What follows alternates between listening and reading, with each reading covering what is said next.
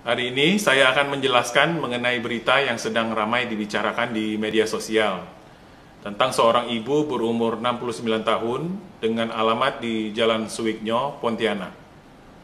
Ibu ini sudah meninggal dunia pada tanggal 21 Maret tahun 2020 di Rumah Sakit Sudarso, Pontianak. Riwayatnya, tanggal 13 Maret, ibu ini mulai demam, batuk, dan sesak napas.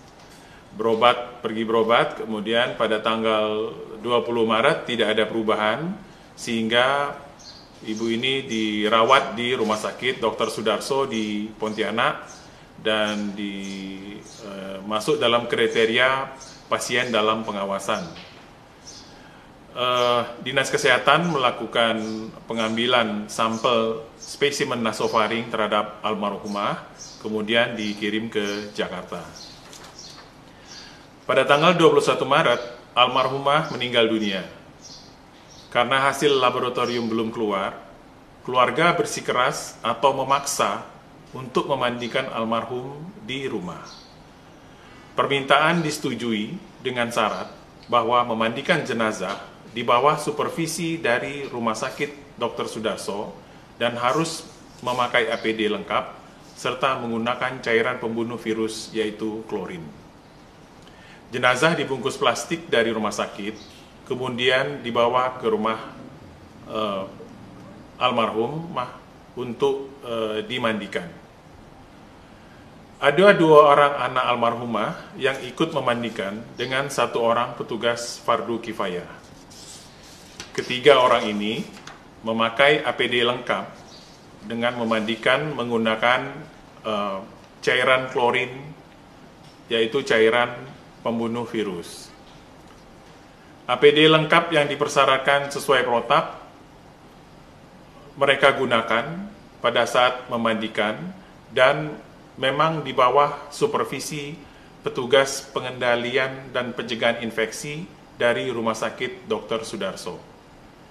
Setelah memandikan jenazah, tempat memandikan jenazah kemudian juga disiram dengan cairan klorin ini. Jenazah kemudian dikafani dan dimasukkan ke dalam plastik, kemudian dimasukkan ke dalam peti, kemudian disolatkan di surau di depan rumah almarhumah. Selanjutnya, di pemakaman, peti dibuka untuk memberikan tanah untuk mengganjal jenazah. Kemudian peti ditutup kembali, lalu ditimbun dengan tanah. Pada tanggal 29 Maret 2020, hasil laboratorium keluar dengan hasil kasus konfirmasi COVID-19 atau positif COVID-19.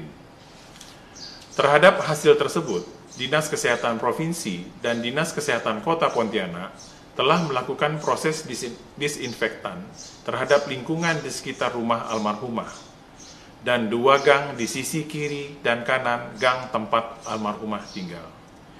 Dinas Kesehatan Kota juga telah melakukan pemeriksaan rapid test terhadap 21 orang kontak erat, yaitu anak almarhumah, petugas pemakaman, dan yang hadir pada saat proses pemandian dan penguburan jenazah. Pemeriksaan ini tadi hari ini dilakukan. Hasil terhadap pemeriksaan rapid test 21 orang kontak erat ini dinyatakan negatif. Jadi 21 orang kontak erat ini hasil pemeriksaan rapid testnya negatif. Namun, Dinas Kesehatan Provinsi dan Kota tetap akan melakukan pemeriksaan kembali setelah 7 hari pemeriksaan yang pertama. Dinas Kesehatan Kota dan Provinsi terus melacak siapa saja yang kontak erat dengan almarhumah, baik pada saat proses pemandian dan pemakaman jenazah, maupun yang kontak dengan almarhumah selama 14 hari sebelum almarhumah sakit. Jadi almarhumah sakit 13 Maret 2010.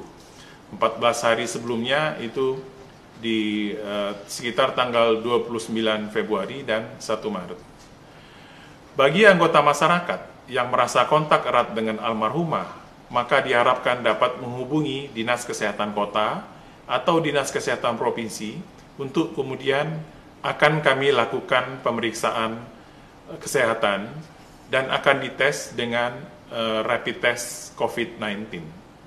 Masyarakat yang kontak dapat menghubungi WhatsApp Posko COVID-19 di nomor 0812 92 119 119. Dengan adanya kasus ini, saya mengharapkan masyarakat tidak panik.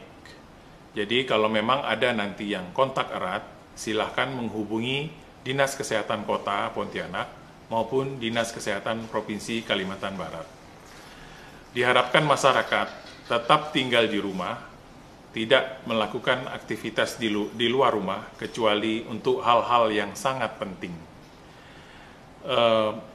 Saya juga mengharapkan agar masyarakat rajin melakukan cuci tangan,